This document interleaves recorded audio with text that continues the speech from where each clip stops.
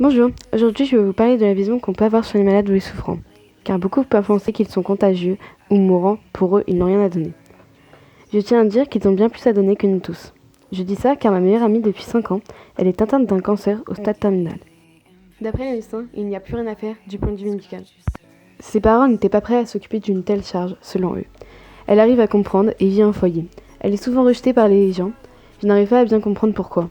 Pourtant, du point de vue moral, elle a tant à donner, et elle continue de donner, sans se soucier s'il faut arrêter. Avec elle, je suis la personne la plus heureuse. Ces moments sont magiques, malgré que ce soit sûrement les derniers. Je ne fais que de profiter de son rire et ses sourires. Je n'ose pas lui dire que je l'aime, depuis qu'on se connaît. Ça ferait bien trop mal. De s'embêter pour des sentiments qui partiront de toute façon. Elle donne tellement à ceux qui l'ont rejetée. Parfois je ne peux comprendre, mais elle répond que c'est normal. Un de ces jours, miraculeux à ses côtés, elle devait se rendre à un examen de routine. Ce jour-ci, j'ai beaucoup insisté pour l'accompagner. J'ai dû attendre 2 longues heures. Quand tout revient satisfait, le médecin me regarde et pour alléger mes craintes, il répond à la question que je ne cesse de me poser. En me disant qu'elle devait continuer ses examens médicaux, mais qu'elle pourrait avoir une vie à peu près normale d'ici 2 ans.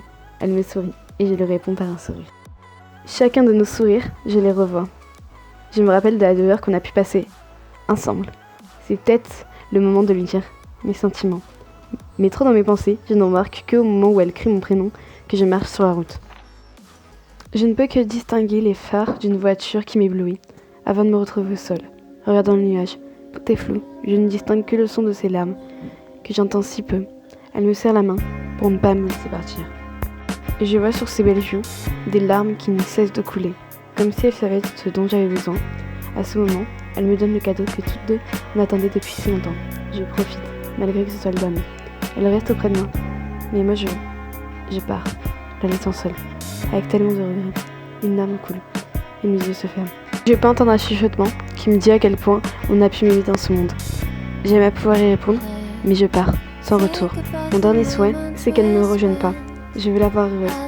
Maintenant je comprends tous ces beaux sourires, qui n'étaient pas forcément vrais. Je l'aime, je l'attendrai. Mais je ne cesserai jamais d'être heureuse quand elle l'est, elle aussi.